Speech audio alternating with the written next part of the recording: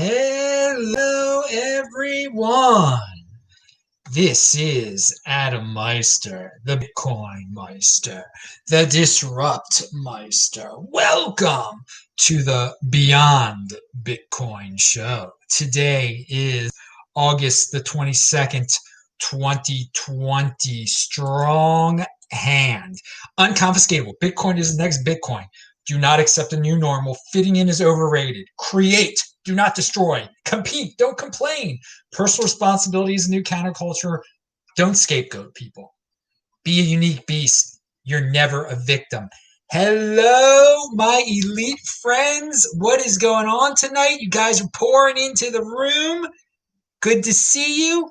If you've got questions, I've got answers. Just type in my name. Get my attention. Proud Zionist Jew backup channel. We're on there tonight. That's where you can get the Beyond Bitcoin show every Saturday night. Remember the main channel, Bitcoin Meister. It's going strong as ever. This Week in Bitcoin was great. DisruptMeister.com. You can get all the videos. TechBalt on Twitter, TECHBALT. I want to say there are going to be a lot of topics during this show, okay? Check out all the links to see what some of the topics are. Read the summary to see what some of the topics are. Some aren't even listed. So if you're watching this tape, you can jump around. There's numerous topics. I'm sure something you'll be interested in one of the many topics I'm talking about. I'm into a lot of things. It's beyond Bitcoin. We're even going to talk a little bit about Bitcoin. So I'm going to start off with something that was very popular on social media this week that many of you contacted me about because the woman is from the Baltimore area, and everyone knows I'm from Baltimore. And so people wanted my opinion on this. District 7 congressional candidate Kimberly Klacik, a Republican, released a controversial online campaign ad Tuesday titled Black Lives Don't Matter to Democrats, which has attracted national attention. So let's break this down real quick here. So everyone is going gaga over Kimberly Klacik. Let's call her Kim's. I don't know how to pronounce her name. Never heard of her before in my life. She's an African-American, a black Republican, whatever you want to say she is. You know, everyone's got to be classified as something these days. So she lives in Baltimore County, actually, and she's running for Congress in the 7th District. And all the districts in Maryland are completely gerrymandered. It's disgusting how ridiculous the lines are.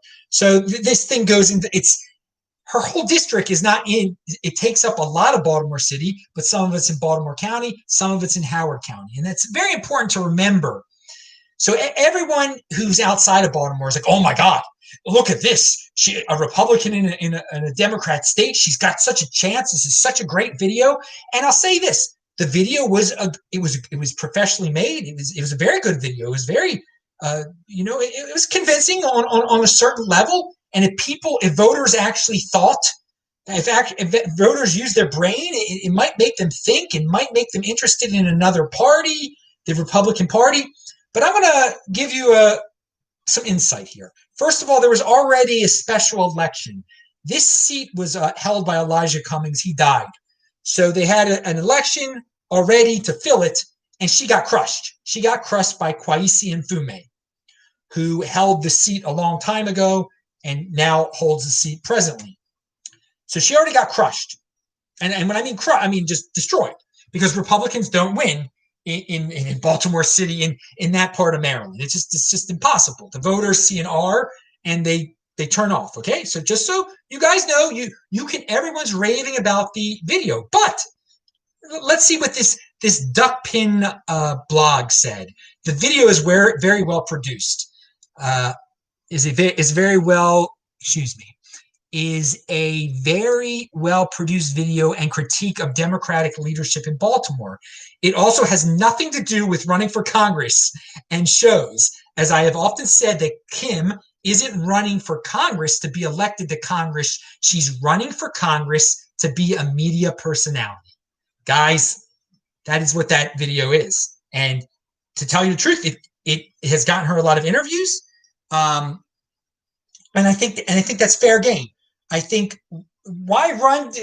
you're not going to win as a Republican. Why even run for public office? What's the point of running for public office? I mean, it's what's the point of being in public office? It's corrupt, it's sociopathic, it's horrible. So she is using this to benefit herself privately, her private enterprise, the Kim brand, and did she do a great job or what to promote her brand? The whole freaking United States of America is going gaga over her. All these conservatives are like, oh, she's so great. Black female conservatives, she's so great. She's going to win in Maryland. No, she's going to be crushed. She's going to be crushed. Now, I also want to say about she's walking around Baltimore. One of the scenes when they're at she walks by the Sugar Hill liquor store, whatever the Sugar Hill thing is called there. That's on Whitelock Street and Druid Hill Avenue. I lived on Linden Avenue and Whitelock, which is like 5 blocks away from there. So I ran by. The neighborhood changes a great deal by the time you get to Druid Hill Avenue. It becomes very bad where she was walking. But the video makes it look much better than it really is. A lot of people are saying, yeah, Baltimore looks pretty bad in that video. Oh, no. It actually makes it look better than it. If you actually walk those streets, like I have walked those streets. I have walked those streets where I have run those streets. I have walked those streets by myself plenty of times for plenty of reasons, okay? And it's worse. It's worse in person. Much worse looking. She makes it look good. The way she, and I also, okay, so we already had the special. I just want to say that. And okay, do you care about Black lives? She asked. The people that run Baltimore don't. I can prove it. And again, she's running. A lot of the people in the district, they don't even live in Baltimore. They don't care about Baltimore. There's like the suburb of Woodlawn, the suburb of Randallstown. These are actually black suburbs. They don't. What do they care about? Why would they vote for her? She's saying Baltimore's bad. They agree with her. They already left. These black people already moved out. So they're going to be Republicans all of a sudden? So everyone's, all these people are like, oh, Adam, such a great video. Republicans got to change. No, she will be crushed. She will be crushed. But who can? Politically, she'll be crushed. But she's already getting interviews. She's already getting her way and everything. And another thing, the voters in her district, they're not seeing this. The old ladies that live in West Baltimore, all the professional voters, all those old ladies that live in West Baltimore, they're never going to see that. They don't have the internet. They don't know the internet. They don't know Twitter. They don't know this, that. And I linked to it below. You can watch it yourselves. Okay. And she, by the way, the guys, Kwesi and Fume, everybody knows his name. Everybody knows who he is, the person she's running against. They just they see Democrat and Fume, and then they're going to see classic Republican. They're just going to think, well, that's just some woman in the county or something. Who knows who she is? They're not even going to think about it. Not even going to think about it. She's born in 1982. Kwesi and Fume was first elected to Congress in 1987. Okay, so yeah, she's, and so people are going to have the Democrats ruined Baltimore, Adam? Is it time for a Republican in Baltimore? It's time for people in Baltimore to take personal responsibility, okay? Some people have moved. If you're not obligated to sacrifice and stick around there, okay? The more people who realize that, the more people who leave, it will force people to change, okay? If they completely run out of money, things will change. But do not sacrifice yourself for the city of Baltimore, and don't think politics is going to change it. It's about individuals that just don't live a trashy lifestyle. Take personal responsibility. Don't have a kid early, graduate from high school. I mean, there's so much. There's a bunch of individuals make up Baltimore City, and there are a bunch of horrifying individual decisions. People are leading horrible examples that they're living. So it takes people to make them. They can't rely on Kwesi and Fume isn't going to solve anything. Kwesi and Fume was in Baltimore City Council in 1978. That was before this woman was even born. Okay, all right. So that's it. I mean, what else can I say about this? And I linked to the map of the 7th congressional district, so you can see how gerrymandered it is. How insane. Maryland has some of the most gerrymandered districts in the United States of America, if not the most. It does have the worst one. I think the 3rd or the 2nd is the most insane. I mean, they drew it so Democrats would win. It's so wild. That's what gerrymandering is. Anyway, pound that like button. And Republicans can do it too, but it's so blatantly obvious in the state of Maryland. There's no shame in what they did. So yes, she will be crushed. But in a way, and she'll probably be able to raise a lot of money for her. People are going to give her campaign money.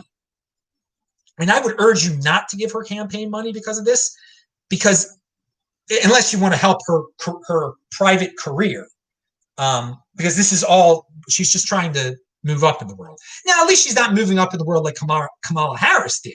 I mean, sleeping with every man possible, like Kamala Harris did, slept with Willie Brown to get the position where she is today. At least you got to give this woman credit. She's not sleeping around. She went out on the street. She made a video. She doesn't even live in Baltimore City, this woman, Kim. But at least she didn't sleep with Willie Brown to get popular. And it looks like she's going into private enterprise after this, which is great. I don't think, has Kamala Harris ever held a real job?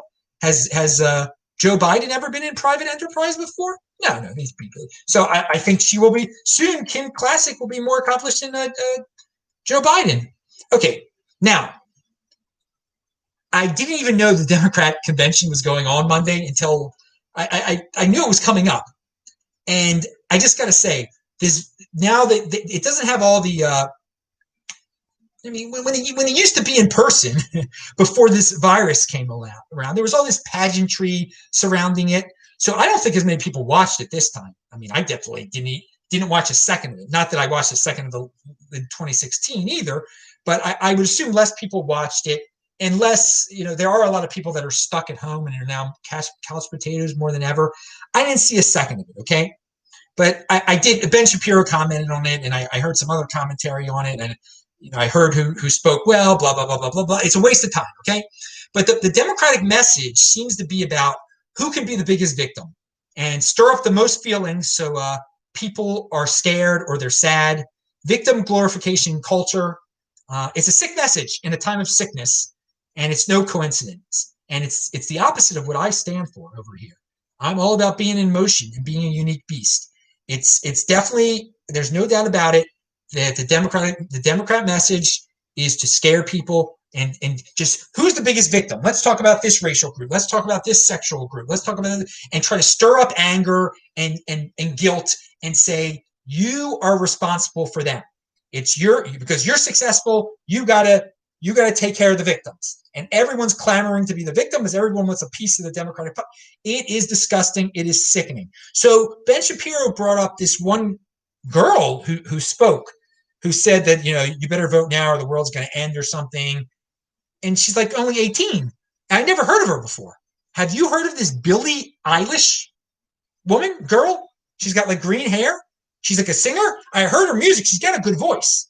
But oh man, this is what kids listen to. This is what kids like today. This is a pop culture figure, Billie Eilish. I mean, she was born. She's so young. She's telling people about the end of this is such an important election. She's never even voted before. She's only lived 18 years. She was born after September 11th, 2011. She was born in December of 2001. Unbelievable. But I mean, she looks horrible. I mean, I don't want to make it. She's not in good shape. She's got green hair. She's got this sad image around her. This punk goth combo, a little hipster here, just sick and sad. And this is what the mainstream likes. This is what they promote. This is what kids are into. This is not a good. Dudes, be in motion. So let me tell you something.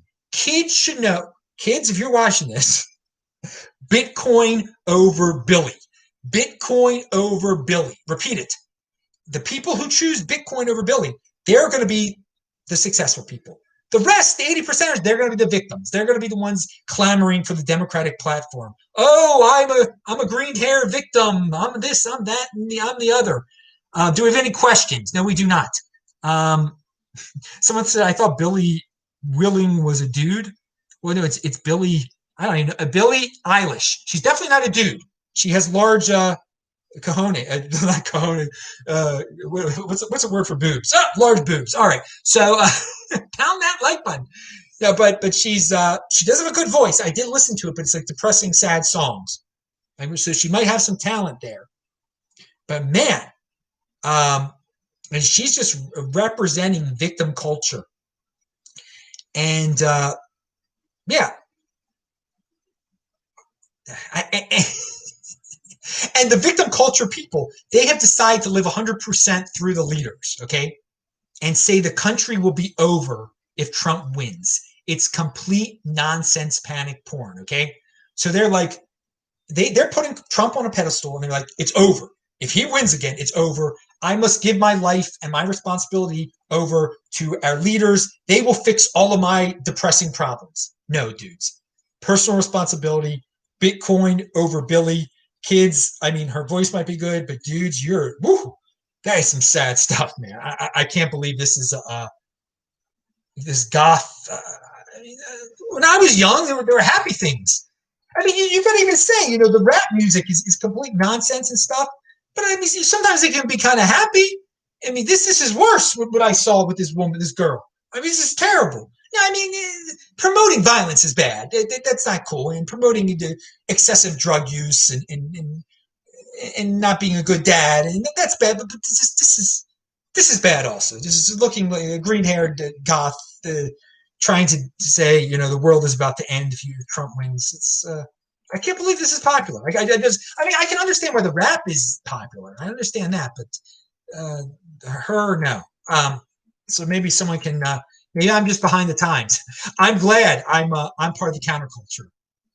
And Derek said, "Are you a Democrat?" And I am a registered Democrat. When I was young, I registered as a Democrat because, like everybody in my immediate vicinity where I went to school, most of the people of my religion, most of the people that lived near me were Democrat. I didn't think. I was like, Democrat, whatever. Yeah, everyone's a Democrat. Yeah, that's great. But I didn't know what it meant, and I just never changed it. So I mean, I don't believe in what they believe in at all. But I mean, I am a registered Democrat. It's just so I can vote in their primaries and whatnot. But who cares? I mean, I'm not changing it either because I don't. Who knows what it will trigger? And then I'm gonna have to get a new license. I mean, you only dig yourself a bigger hole. Okay, if you try to change something in the bureaucracy in Maryland. Okay, so I'm sticking with it. It doesn't matter. I've said this on other shows.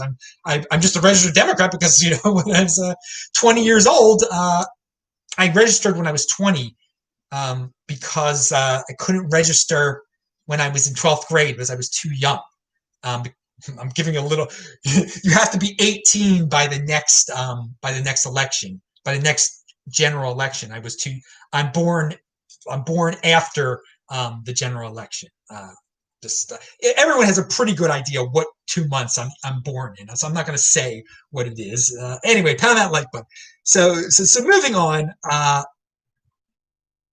But who cares what you're registered as, too, people? I don't care what anybody's registered. Voting is put on this pedestal. It is unbelievable. I mean, that's my whole point. The world isn't going to end if Biden becomes president. The world isn't going to end if Trump stays president. You control your own destiny. That's what Kim Klacik, the people of Baltimore, got to change individually. You have to change themselves. You can't go scapegoating. It's just nonsense.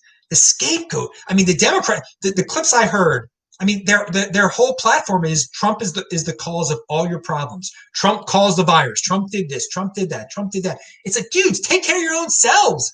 If Biden isn't going to solve your problems. Now, so here, Jordan Satchel is a dude on Twitter who I recommended. I think I mentioned him before, but he says, fun facts about social distancing.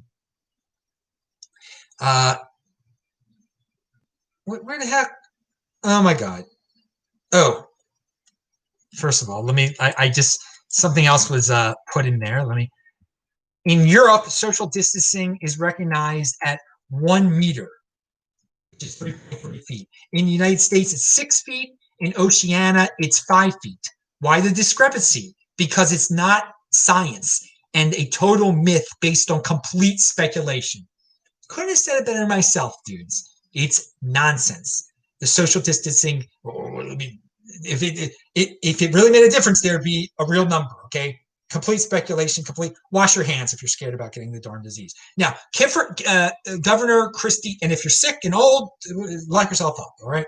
Let the young people and healthy people, which are most people, go about their business. Now, and Governor Kristi Noem of South Dakota, I think she might agree with me. South Dakota is competing and not complaining. There's a video, you can see it before. Tom Woods commented on it. One line from it was, "We won't shut down." I would have expected more people to compete for residents than just this one, but one is better than zero. So it's a video made by the government of South Dakota saying we won't shut you down. You can have a business here. We won't shut you down. I'm also shocked, Tom Woods. I would think other states would try to tell people, hey, we're not going with this nonsense. Okay, we're not going to shut you down. You'll be able to run your business here without fear. You'll be able to be free in a state. And Bitcoin to the Moon said, greetings from Melbourne, Australia, strong hand. Oh, I'm going to talk about Australia in a second. Personal responsibility is new counterculture, like button pounded. Thank you. Derek said, do you think your vote counts? What about the Electoral College? In Maryland, no, my vote does not count at all because of the Electoral College. I think the Electoral College is a good thing, by the way, a very good thing, because we are not a democracy. It's a constitutional republic, all right? It's set up in a way that each state has a say in who's in charge of the federal government, okay? So my vote in Maryland does not matter because the Democrats win Maryland every time. It just doesn't matter. So I can vote for whoever. The Democrat is going to win. Guess who? I can say this. Watch me say this. Guess who won the 2024 presidential election in Maryland?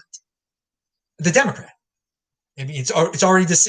So my vote doesn't. No, it does not count for president. My vote doesn't count, and for most things, my vote does. If you want to make it on a local, on the city council level or something like that, yeah, it does. That does. It makes a difference there.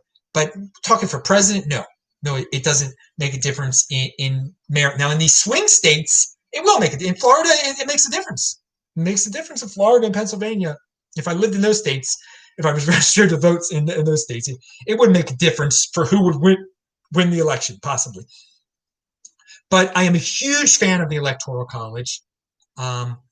It's not supposed to be because then one state could be completely corrupt, California, fake all the votes, and California would decide who's president of the United States. That's not the way the big states were not supposed to have an overwhelming say on the federal way the government went. Okay, so like California could take over the United States if it was just a straight up democracy. And trust me, people in Idaho, in Montana, would not like that. In Nebraska, wouldn't like that. So the Electoral College is a great thing. The people who say we should get rid of it are impulsive and they're ignorant and they just want their side to win, okay? They say it's racist. They say it's this. No, it's not. Everything's racist. Electoral College is racist. I mean, come on. Now, we got another question there. We did the 2.5 hour Zoom meeting today with the UK Bitcoin Master with 10 of us, and everyone spoke well of you, sir. Yes, John, I can't do that because it's during Shabbat. And unless I mean, if I was in Australia, I could do it because it wouldn't be Shabbat anymore. But I don't do internet during, I don't do shows during, that's why this show is so late and my Friday show is early because I do not do these shows during Shabbat. And I've done that for quite some time. Even before the passing of my father, I was into not doing shows during, just to remind everyone that I'm Jewish. And again, people, I'm not super duper religious. People, I'm not perfect during Shabbat either, but I don't put myself out there during Shabbat. So no, I wish I could join the UK Bitcoin Masters, your Skype thing. It's a cool thing. Everybody gets together and talks on Saturdays, but I can't do it. All right, pound that like button, people. But I'm glad everyone's having fun. Now it's time for the book review part of the show. All right, so people have, if you've been paying attention lately, you've known that since I've been here in Asheville, North Carolina, there are all these books here, and I decided to start reading fiction books again. So I read that one, Plot Against America. I mean that and I reviewed that one already, and that one was okay. Just it was pretty cliched. I reviewed it on another show. So then I read Zen and the Art of Motorcycle Maintenance by Robert M. Prissig. And okay, it's deep. It's long. I enjoyed it at times. Robert Prissig is a genius, a philosopher who lost his mind at one point. I forgot what mental disease he has, but he had an issue He had to have shock treatment at one point. So part of this story is a real life story. The main character gets shock treatment, and it kind of changes him. And he, in real life, he went crazy. And the main character goes crazy, getting too deep into philosophy and the meaning, the philosophical meaning of the word quality. All right, so you can get a lot out of this if you've got a philosophical type of brain, okay? And you might have to read it a second time to catch some things. I'm not reading it a second time. So it can spur the thinking process in your head. And I do like that it's a motorcycle drive from Minnesota to California, and I have driven on parts of it that he mentions in Montana and South Dakota. So some things were familiar to me, the scenery. There's a big part of it that takes place in Montana, that city where Montana State is, which I always forget, Bozeman. I've been in Bozeman before. So there's some, that paces it pretty well. But I think some people are not going to like the philosophical rabbit holes that he goes down. And unfortunately, his son is with him, and the son is a little, might not be 100%. And if you read the afterword, that's very interesting. Also, I'm not going to give away anything, but you can be like, okay, I read this book.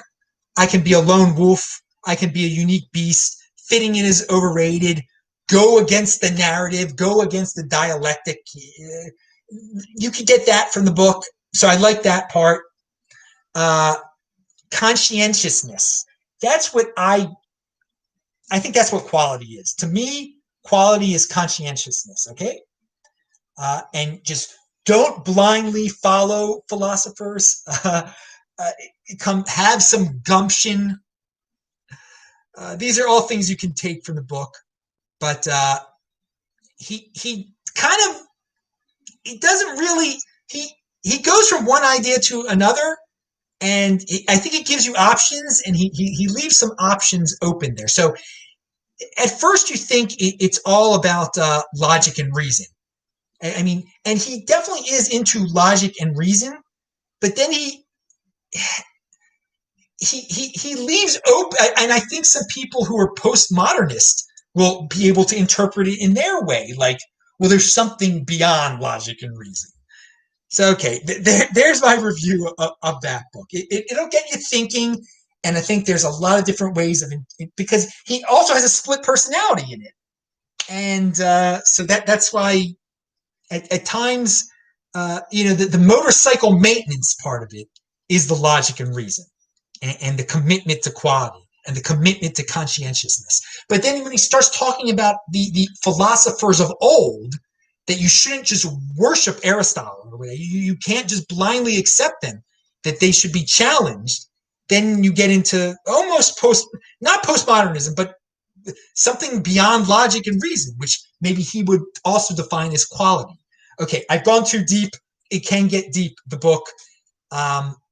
So I found it better than at times it was definitely more intriguing, and it exercised my mind much more so than the Plot Against America. Okay. Now, the third book I read in like less than a day, and it was a short book, and that book is called The Parade by Dave Eggers. A very good book. Recommend it. I think all of you should read it. So I don't think all of you should read Zen. Okay, it's not for everyone.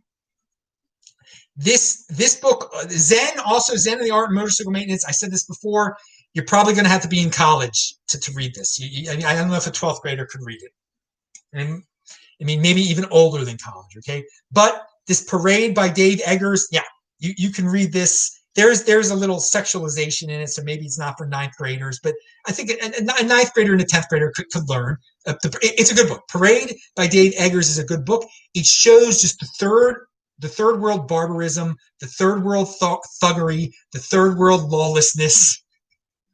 It's fun. And how there's some people that like to strictly follow rules, and there's some people that just are very impulsive, and what can happen when these two people come together, and the ending is very good, and I'll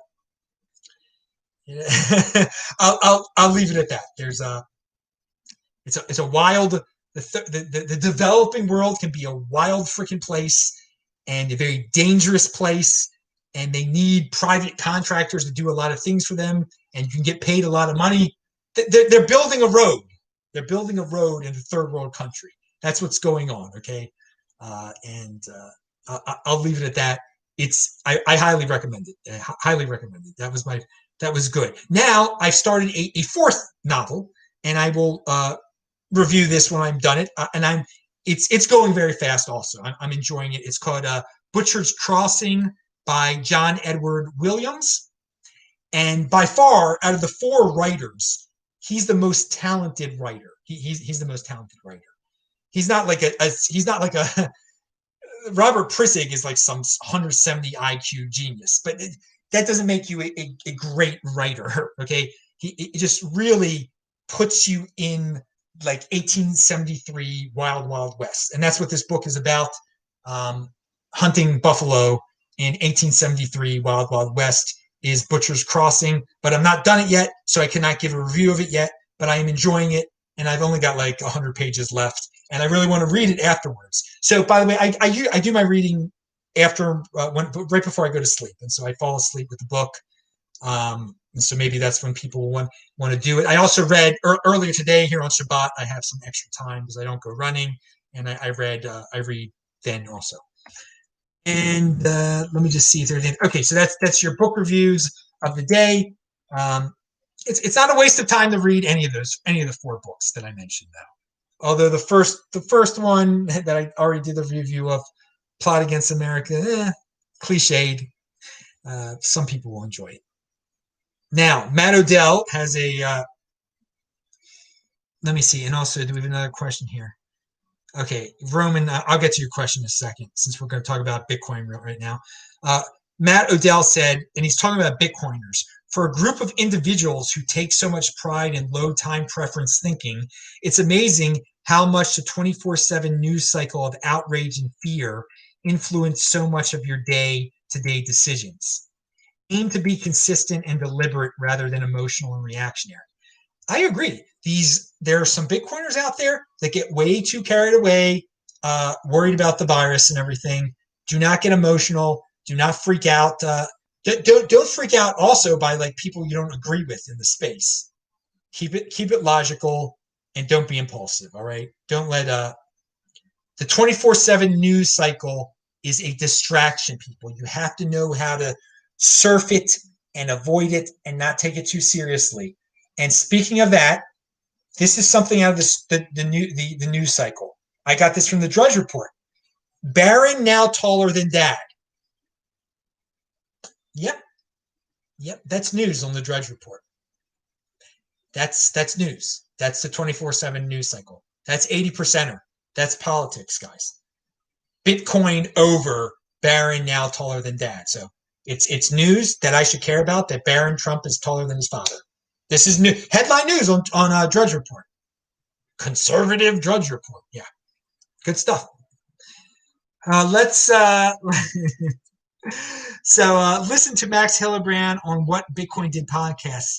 Says he is not a tax resident of any country, so pays zero income tax. Now that's a dude in motion. I don't know how he does that. He's from Germany, so I don't know how he does that. I'm not going to comment. Good luck to Max. Max has said some things. Yeah. Good luck. As Americans, we can't even like fathom that. So it's like, there's good luck. Because we're tax slaves forever. There's no getting out of it. We're going to talk about how California wants to take it to a whole new level. Speaking of the would you want well, I'll tell you about this California policy in a second. You definitely would not want it to be the American tax policy. And just another reason why we have the Electoral College. Now, Megabus sent me this email. They are begging for help from the government. They're into fascism. Megabus is a fan of fascism, apparently. Let me read this. Congress, this is an email they sent out to people who have been on Megabus before. Congress is currently debating the Coronavirus Economic Relief for Transportation Services Act, which is called the CERTS Act, which authorizes the Secretary of the Treasury, in coordination with the Secretary of Transportation, to provide grants and other assistance to previously excluded transportation services affected by the virus. If passed, CERTS Act will allow us to continue providing reliable travel to you and your safety at top of mind. We have that together. We hope that together we can make a difference. Please click here to show your support of the CERTS Act and send a letter to your congressional member. We look forward to getting you back on the road with us. So they're saying, hey, we're a failing business. Beg the government for help and to bail us out, to make us a winner, which is what fascism is all about. How about this, Megabus? Why don't you send out an email saying there's nothing to freaking worry about? Everybody can go on our darn buses. We're not going to clean anything more than we did. If you're scared, don't come on our bus. We don't need a government bailout. Let's run things the way we previously did when we were making a lot of money. We need a company just to do. I'll ride your buses. I don't care. It was filthy beforehand. No, it wasn't.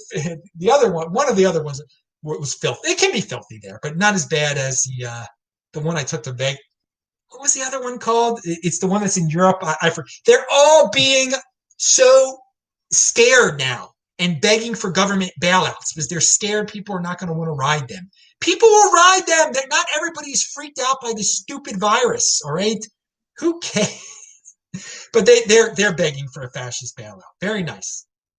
Now, I want to say something about kids today. All right, there are so many hypochondriac parents out there now that these kids are going to become hypochondriacs. They're going to become neat freaks, scared of all diseases. They're laying a foundation for a future of like bubble boys and bubble girls whose immune systems are going to go down the toilets because they're constantly washing their hands, constantly scared to go on Megabus, constantly scared to go to school, constantly scared to touch anything.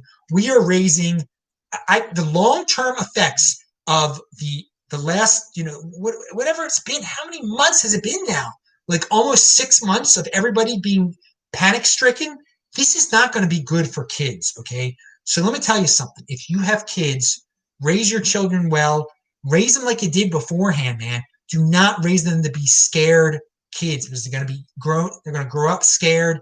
And I don't know what that's going to do to this world. It's not going to make them healthy mentally. It's not going to make them healthy physically.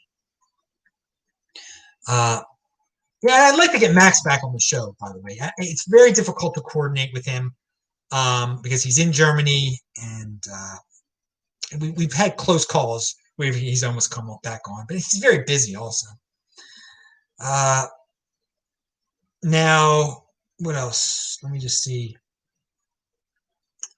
Someone said you're definitely different than most Democrats. Well, I'm not really a Democrat, am I? It's just something that says, it's just a piece of paper. It's just a piece of paper.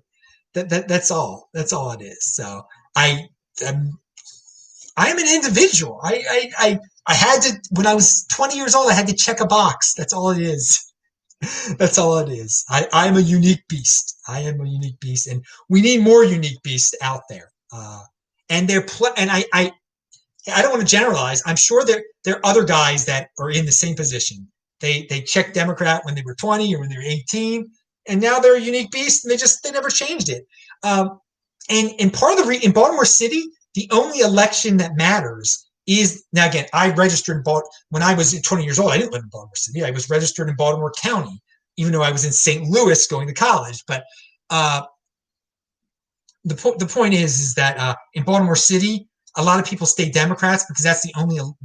There's so many Democrats in Baltimore City that the primary election is the only one that matters. So they're people with conservative leanings that they want to have a say, so they never change. They just stay Democrats. It really doesn't matter. It only matters for primary elections. The general election is the real election, dudes. So if you care about elections being real, it doesn't matter what party you are in the general election. So It's who you vote for. If you think it makes a difference, it doesn't make a difference. All right, now let's talk about the algorithms out there, the algorithm slaves the content creator algorithm slaves. By the way, they're the worst, man. All they do is they figure out what the algorithm likes, and they all copy one another. So what does that do to YouTube? It gets less original content, less original thought. All right. So everyone's doing a video about the same thing. In whatever genre you go to, you're going to notice that like most of the videos are about the same thing because everyone knows this is what the algorithm boosts. Okay. This is what the algorithm likes. These are the key words. So it's really bad how the algorithm, which is not even a human being, but it's programmed by human beings, it guides the 80% of topics. Okay. Think for yourself. Realize what's going on behind the scenes. And it's not just at YouTube, it's at Twitter, it's everywhere. That the content creators, you might think they're independent, but most of them are not. They see what's popular, they see what keywords popular, and they're just going to go with the flow. You got to figure out who the unique beasts are. I try to point them out to you. The guys I have on my show, the people I link to below, most of the time, those dudes are not following any algorithm. If they talk about something that's that the algorithm likes, it's just a coincidence that they're talking about something that's popular. Okay, these people think for themselves. It's really, if you boil it down, it is quite scary what these algorithms could lead to. I mean, if humans really started interfering with them and saying, okay, the algorithm is only going to boost people who support this political candidate, and everyone will then make videos about that political candidate and use that name. That's already basically going on. So. But it goes beyond politics to much more important things that can be manipulated. If people are, because people are already addicted to TV, it makes them prone to be addicted to YouTube. You expand upon, you go down the line, you do some long-term thinking and see what that could lead to. If everything is the same, if everyone is just following some mindless algorithm. Now, I want talking about the algorithms out there. As many of you know, on my main channel, there are advertisements before the video. Okay, YouTube does that. You can also have them in the middle of your videos. I do not do that. I make sure. But YouTube did something really heinous and went back through people's old videos and just put mid-roll videos in them. And the only way you can remove them is if you do it manually.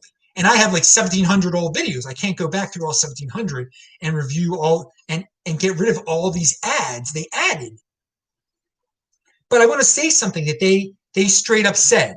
By default, mid-rolls will be placed at natural breakpoints to balance the viewer experience and creator revenue. All right? So they're saying their algorithm knows it can listen to your show and know where to put the video, the advertisements to maximize the revenue. It understands what you're saying. It knows where their natural breakpoints, where the subject matter changes. Okay? That's how deep these algorithms are. Okay? All right? And it just shows you the manipulation that can go on because these algorithms know they know where, by the tone of your voice, where to put the advertisement that will get them the most money and to make it seem the most natural. Now, again, when they put like 3 freaking ads in the middle of a 12-minute video, it's so ridiculous. But they know that the 80%ers are going to eat it up. It's unbelievable what people are falling for. That people are becoming slaves to these algorithms. Now, Computing Forever, Dave in Ireland, he has a video, and the guest said something very interesting. It's linked to below, and the guest said that the debate over masks might just be a smokescreen. That the governments of the world love this. They love people going back and forth screaming about masks because it's a smokescreen for all the government negligence that's gone on during this whole situation. The governments are grasping for more and more power, that old people were sent to, or that COVID patients were sent to nursing homes. Like, no one's complaining about that. No one's saying, well, wait a second, why did the state of New York send old COVID patients to nursing homes and all these people die? People are just like screaming, oh, you don't wear a mask in Whole Foods. Let's get in a fight. It's an interesting point. It's an interesting point. I think certain government sociopaths are using the mask thing as a smokescreen just to protect their own butts. Do you see an alternative social media like Parler getting a boost closer to the election? No. A lot of people that were popular around 2016 election have been banned. Yeah. No, dude, I don't think as the election gets closer, alternative platforms become more popular, because one reason is Twitter. I mentioned this, I think, 2 weeks ago. If you link to anything on BitChute through Twitter, all right, so people retweet the BitChute version of my show. If you click on that, immediately a warning comes up. And it's insane that you might be going to fake. I don't know what the warning even says. So Twitter, which is a main social platform, has done something that makes people scared to go to the alternative social platforms. So I would assume as we get closer to the election, we'll see more of that. So in fact, the alternative social media platforms will get less and less views as we get closer. Not more and more. They're not going to be. And that was I didn't see that one coming. That Twitter would do a shadow ban of BitChute, basically. I mean, it's a stretch of shadow ban, but you get the point. Click on go to TechBalt. You'll see I retweet the dude who tweets out my BitChute videos, and click on it and see what happens, and see if you don't get scared. It's like, wait a second, what's wrong with Adam's video? I don't want to see this. There's a big warning here, and it's because it's Twitter sending the warning. Oh God! So yeah, they've got their work cut out for them. But hey, I keep posting over there, and I watch videos over at BitChute, and I post on Parler every single day, by the way. Every single day. And I will say this, Parler, there are some people that actually check out my videos through Parler. That there are a few. So let's do crypto Parler, people. I've been doing it since June now? I mean, you can complain or you can compete, and I've been competing at BitChute, at Parler. So, dude, I sadly, I predict there'll be less people going to those, but I'll be going to them. I'm competing. I'm doing it. So you do it too. If you think it makes a big difference, if you think it makes a difference, if you think it's worth your while, there's great content producers. The guy I just met, Dave Cullen, puts everything on his Computing Forever channel is completely on BitChute. Stefan Molyneux is 100% on BitChute. I'm at sportsmeister.com for the podcast version of the show, people. Pound that like button. You don't have to see this pretty face. You can listen to me. What did someone say? Now, someone said, is this a cult channel? What, with this? No,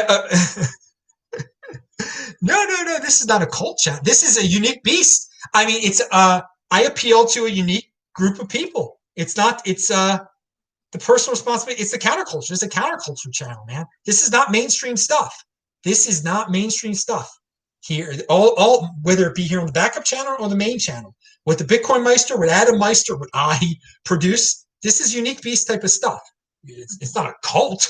It's not mainstream, man. It's using your freaking head. You're getting a freaking book review. You're getting political commentary for some black lady in Maryland. You never know what you're going to get. All right, you get health tips. Eat your garlic. By the way, this is the honey badger. He's the unique beast of Bitcoin. This is a Bitcoin show. You can get it linked to below. Alex Berenson, and you're getting the truth about the panic prison that everybody's in. This hysteria that this virus hysteria, that's a cult.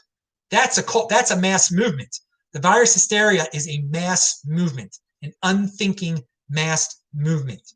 Now, Alex Berenson says, today's virus update, masks don't work, lockdowns don't work, kids and young adults are roughly at zero risk.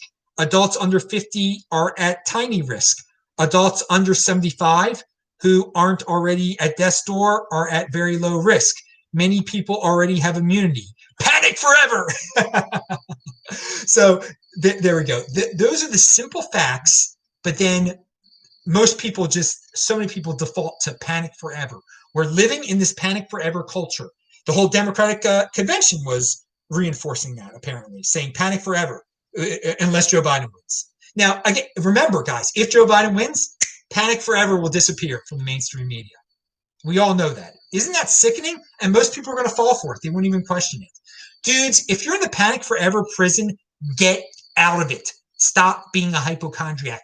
Go over the facts. There's life out there. Life goes on. All right? People die every day. If you're healthy, you have nothing to worry about. And the college university stuff is ridiculous. We're going to get into that in a second. This is going to be a long show, by the way. Fast forward if you need to. Now, the great ticker guy, Carl Denninger. The data is clear, folks. Exactly one thing attenuates this virus. Herd suppression. All the screaming and whining about tests and masks do nothing except destroy jobs, waste money by the billions, and ruin lives. Stop the stupid and drop the constraints. That's the bottom line. All the lockdowns do nothing. Virus is going to virus. It's going to spread. There's going to be herd immunity. Deal with it. Deal with it. Even in the lockdown states, it spreads. All right. And what is being proposed in Australia and New Zealand, we're going to get to in a second, is ridiculous. Now, he also says, hey, colleges, if you won't do in person, then shut down. Refund all of the students' money, tuition fees, dorms, etc., and call it a day until you can. Exactly 0 students should put up with this online BS. It has zero value in the world. In the real world. Wake up, young adults. I couldn't agree more, and I've said this many times. Don't let your college rip you off by saying, oh, pay full tuition, and you can't come to campus anymore. It's a ripoff. These colleges, they're trying to get away with a lot, and if they really all should just, if they feel they can't have real classes, call it a day and not have real classes. This half-baked scheme, it's not benefiting the students very much at all. Hey, they can do what they want to do. I'll let them compete. I'll let them compete that way. Don't fall for it, dude, because it's not. You don't have to go to college that way. That's not going to college when you're sitting at your mom's house and looking at some old person that can't figure out Zoom try to teach you, supposedly. Alex Berenson also says, first, UNC,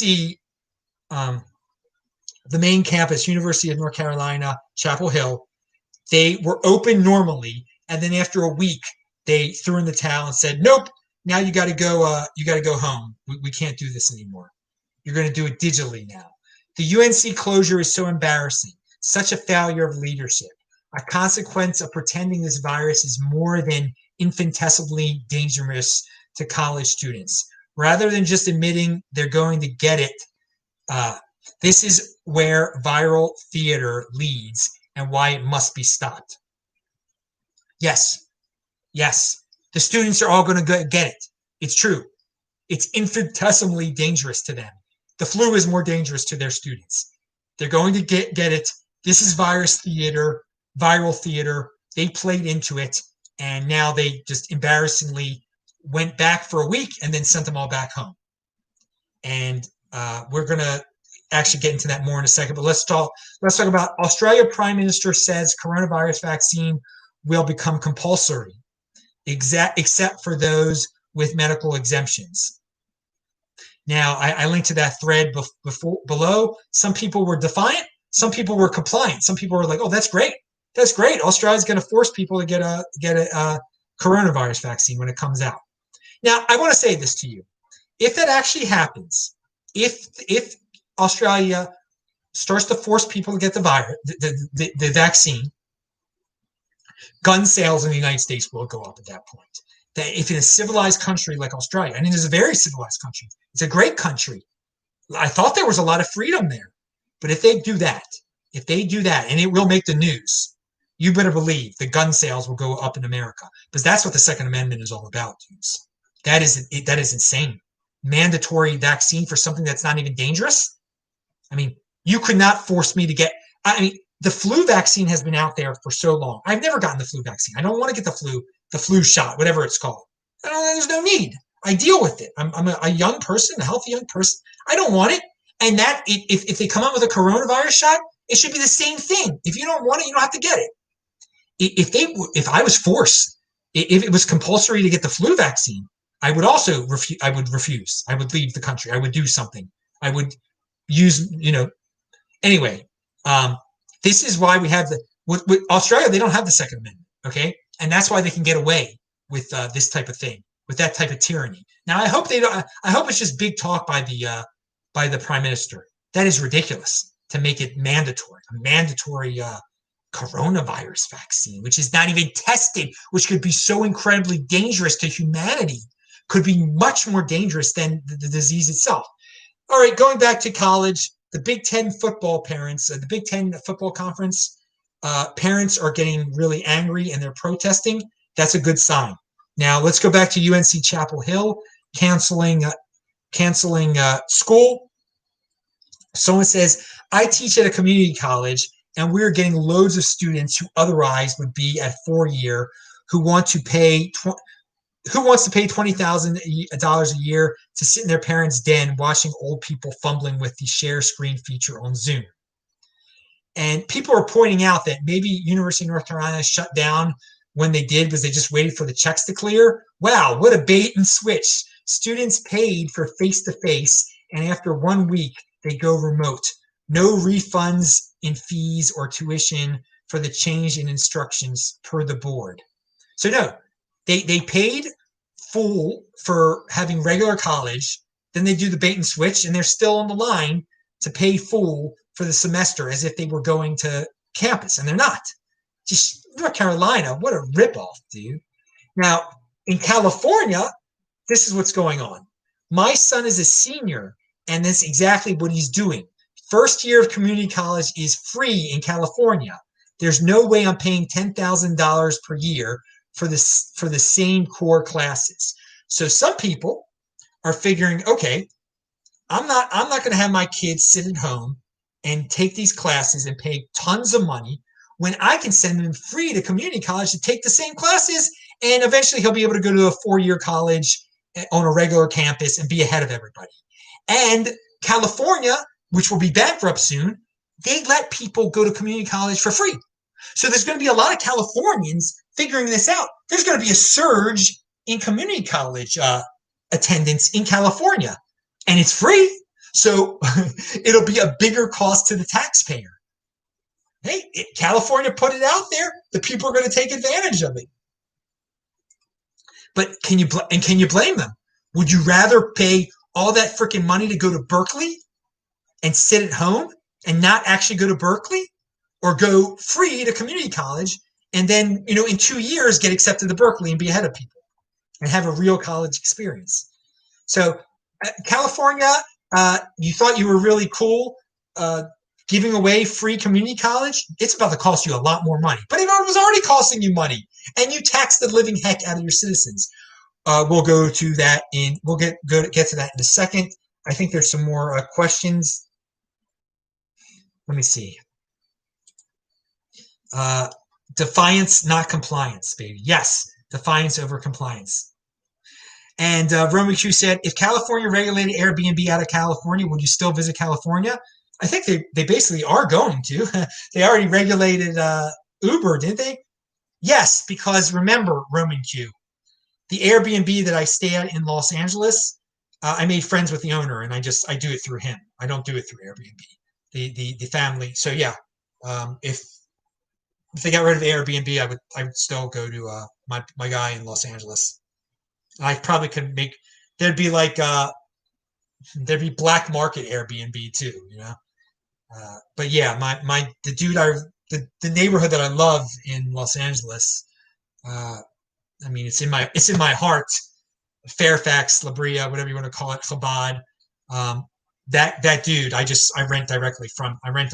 I don't do it. I haven't done it from Airbnb for Only like the first time we did it that way, I think. Maybe the second time also. I don't know. It gets confusing now. All right, but yeah. So I'll still visit California. And and yeah, they're on track for regulating everything out of California the way things are going. But hey, Gavin Newsom might become president in 2024 because he's pretty and I mean he presents himself well. When it's all about fancy sets and graphics in the algorithm. He definitely can follow the algorithm, and he has fancy sets and graphics now, and he's just biding his time. He's planned this for so long. Become mayor of San Francisco, become lieutenant governor of California, become governor of California. There's only one thing after that. Now, Yaron Brook, the world is dying in an orgy of altruism. He said that was he got that from Ayn Rand. But is the world dying in an orgy of altruism? I don't like the word dying, first of all, but I think a lot of the world is rotting in an orgy of altruism. So many people think that you should live. Sacrifice is noble. Sacrificing for people that you're never going to meet is great, and that'll fix everybody's problems. Just you need to sacrifice. Hey, don't worry about yourself. Live through other people. If you live for yourself, you're bad. And that's basically mainstream society. Success is bad. Give everything up for the victims. Feel bad for the victims. If you're being taxed, you deserve it. You deserve a 50% tax because they're victims out there. They can't take care of themselves. They have no personal responsibility. Altruism is awesome. You're so great. You should feel great that you're promoting victims and you're helping victims, and that you want to be a victim and that you don't want to be successful anymore. Yeah, so yeah, it's a disease out there. It's a mental disease, and it should be addressed because that is the base of this is definitely the base of the Democratic Party. But there's lots of conservatives that are like that too. Like people shouldn't have to leave their hometowns. We should force businesses to stay in the hometowns, or make fascist deals with businesses to help these hometowns that are totally falling apart. No, let the market dictate. Okay, if don't interfere. Don't let government doesn't need to interfere in anything in terms of markets. All right, let people take care of themselves. If a city becomes a ghost town, it becomes a ghost town. Okay, people shouldn't be trees. They need to go where there's water. Okay, if their city's out of water, you go find the water. You go make your own water. You go sell the freaking water. All right, you're not a tree waiting to be watered by the government. We talked about that last week. So no, this whole sacrifice for others should be rejected. The AOC stuff should be rejected. I mean, that's what it is. The pathological altruism of AOC. It's hey, I'm taking care of myself. I'm proud of my success. I am striving for greatness, and other people can do that too. And I am not getting in anybody's way of striving for greatness. All right? And you shouldn't need to steal from me for you to be great. That's not great. Now, here we go. Peter Schiff said, California proposed a 0.4% annual wealth tax that applies to former residents who already left within the past 10 years and to current residents for 10 years after they leave. The rate is reduced by 10% for each year of absence. Any wealthy person who moves into California is nuts. So someone brought this up last week. I hadn't heard of it yet, but it's true. Now, this proposed tax is unconstitutional, totally, and I don't think it could be passed, even by the freakage of California, which has totally forgotten about the Constitution. Okay, but that they're even thinking of this just shows how envious and jealous people are. Okay, of success, and how unproductive certain people are. And how they don't understand that if you're going to give away free community college, someone's going to have to pay for it, okay? That all this free stuff has a cost, all right? And all these people, the voting class that are bought by free stuff, that it's not really free. It's coming from somebody. Someone's funding it. And it's the productive people that are funding it. Now, I want to go back to that Kim Klacik girl at the beginning, a woman. At the beginning, she's young. No, she's not a girl. She is a woman. Excuse me. I got her confused with the 18-year-old girl. Kim Klacik is a woman. She's born in 1982. She is a woman. Kim Klacik also will never win or be popular, but she's not offering anything. Kwasi and Fume and all the Democrats, they offer stuff. They offer free stuff to all the people in Baltimore. That's why they're hooked on the free freaking stuff. So everyone's like, well, why can't Republicans like Kim gain a foothold? Well, but they're not offering any free stuff. I mean, that's the sickening thing. That's the mentality today, the altruism, that the rich people should be forced to give away stuff, should be forced to fund the free stuff. That's right. It's only fair. You only got rich because of the poor people. No, that's not true. That's not true at all. But that's the world. That's the altruism. You're only rich because of poor people. No, I'm rich because I'm productive. Because I wasn't obsessed with Trump and Clinton in 2016. I was obsessed with Bitcoin. Pound that like button. You could have been too. Oh well. I mean, that's people who get caught up in the political drama. You learn about Billie, the depressing singer, instead of Bitcoin, and it leads you down that road to where you're blaming people like me for all your problems and saying that people should be able to steal from me. People should be able to loot from me. That's reparations for stuff that I did. Oh, the looting is just reparations. It's only the moral ground for everything is altruism. And Yaron Brooks' point is that the moral ground should be, no, taking care of yourself. Selfishness in a good way. Personal responsibility. That should be the moral ground. And that's the only way you can argue against these people when they try to guilt you and say, no, it's not my responsibility to take care of you. It's your responsibility to take care of you. So I made my fortune by doing what I did. You can make a fortune by doing something that you do. Just do something. Compete. Don't complain. All right. Now, Democrats or Republicans, they're not there to save you. Government is not there to pay you. Government is not there to take care of you. You got to wipe your own tuchus. So the lady in New Zealand, the president, prime minister, whatever she's called, she has delayed the elections because of the virus. That is such a beautiful, free country. Now, let me tell you, I don't try to put politicians on pedestals, and there's more to life than voting, but it's a slippery slope when you start delaying freaking elections, because it's definitely a power grab when you're delaying. Because when Trump even mentioned it, everybody went crazy, okay? And I got to say, there's no reason to delay elections ever. I see no reason to delay elections.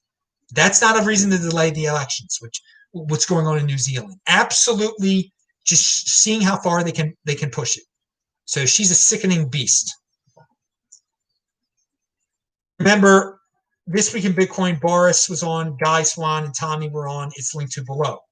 Every Friday, This Week in Bitcoin on the main channel. On Parler, I am Bitcoin Meister. And so not having a permanent place to live makes you financially and physically nimble. That's what I am, guys. I don't have a permanent place to live. If things get dangerous, you just leave. You don't have to sell anything or fix anything. You don't have those attack vectors. It's great. In this age where you don't have to work in a physical place anymore, you're not tied down to a physical location. Some people are getting closer to the realization of what I'm saying. Okay, Airbnb, I don't have any mortgage. I don't have any monthly bills when I'm going from one Airbnb to another. I don't have those attack vectors. Again, fixing a roof, that's a big attack vector right there. So there you go. Physically and financially nimble when you go from place to place. And I think more people are waking up to this lifestyle because they know, like, wait a second, I have a job now where I don't have to be in a physical location. Maybe I have to come into the office once or twice a month. So why don't I just travel around the whole United States? And so some people are saying I don't have to live in the big city anymore. I can choose a rental to live in for a year. But I've taken it to another extreme. You go from one short-term rental to another short-term rental. That is what I do. That is what I've been doing for quite some time now. And it's an adventure. It's a new adventure, and you make friends, and you get deals, and you're not tied down. When things got bad in I love that place in Los Angeles, but I couldn't stand Los Angeles any longer. I don't want to get back to, under the current circumstances, I could not stand Los Angeles. Asheville, it's awesome. So I don't know when the next time I'm going to be back in Los Angeles, but I don't have to be back in Los Angeles because I don't have a long-term lease there. I don't own a place there. So I'm not losing anything by not being in Los Angeles. I'm not having anything financially taken away from me. I'm nimble. And so next is Salt Lake City. Remember, I'm going to be in Salt Lake City from September 29th to November 24th. And I'll be in Baltimore for the high holidays, for Rosh Hashanah, the Yom Kippur. But that's a very busy time. But Salt Lake City, it'll be an adventure. Now, and it'll only be my second time in Baltimore this freaking year, which is ridiculous that I missed Passover because of the virus. That was an unfortunate situation. Because I very much enjoy seeing my family, and unfortunately, I haven't seen my mother or my family in person this whole year. I had not seen them when I was in Baltimore. Those 3 days in June, I did not see them in person. So I want to see them in person. I want to see I have no problem seeing any of my family members in person. And by the way, if anyone wanted to know, my grandmother fell down the other day. And so my family members had to come over there and physically pick her up. She's fine. But she had fallen down another day and hadn't told anyone. And so they physically. So it's sad that my grandmother fell down. She's fine, but my young family members had to physically touch. I was glad my grandma got to physically be with family members again who she hadn't seen. She had seen my mother. My mother's been over there, but some other ones she had not seen. So positive spin on the situation. And my grandmother wasn't injured, but she's such a tough, unique beast. In 97, she fell another time and didn't tell my mother. And she got away with it. She didn't need help getting up. But this time, she needed help. And what's going on with my grandmother, by the way, is she should be using a cane or a walker, but she keeps on practicing without the cane and the walker, so she falls down and doesn't tell anyone unless she can't get up. All right, so what else do we have here? Finally, where are we in this show? Oh my God, this is going long. You're getting some unique beast stuff there. So we talked about, and so people are talking about how New York City is dead and it'll never be back. It's over when it's over. I'm not saying it's over for New York City. Okay, but one thing we all have to realize, and that everyone is realizing now, because of the internet, that in the old days, basically to be uber successful, you would have to go through New York City for everything. To be a financial financier, a financial entertainer, a successful entertainer, a lot of success. It would help to move to New York City. It was a very positive thing to move to New York City. To get that's if you wanted to make it big, you went to New York City. Now, more than ever, because of the glory of the internet, it has decentralized where you can attain certain forms of success that you could only attain through going to New York City. So the alternatives are out there now. Yaron Brook was talking about that. He said the internet is an alternative to New York City for many. And I agree. But it's been that way for some time. And now, because of the riots and the virus, people are more so waking up to it more. I mean, New York has done itself a disservice, the politicians, by shutting down all of that entertainment, by getting rid of that vibe. People realize, well, wait a second, maybe I can get that vibe another way in another city and attain success in that art through the internet, through some digital way now. So I do like that. I believe in decentralization. I believe that no city should have a monopoly on success, and I think it's awesome that there are going to be many, many more people doing what I do, or some version of what I do. And I encourage everyone to come up with your own version of what I do, because it's now obvious more now than ever that you don't need to be anchored into New York City, into San Francisco, and you don't really have anything to do with New York City or San Francisco anymore if you don't want to. Even remotely, like even in a digital, you don't have to digitally work out of San Francisco. Like your main business doesn't have to be based there anymore, even, or New York. Now, what's this? And this guy Paul G says, Curiously, this is not curiously, actually, bad government is one of the biggest forces driving innovation in remote work. That is true.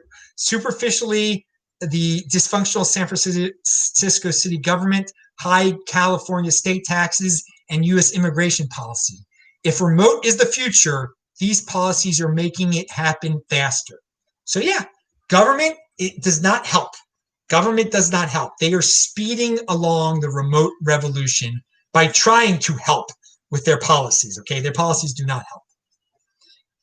You know, let things. Let me tell you something. The states that don't interfere, that let there be true freedom, South Dakota's going to come out good after out of all this. Okay, they're not shutting anyone down. So Asheville has been as an awesome location, and I've been here for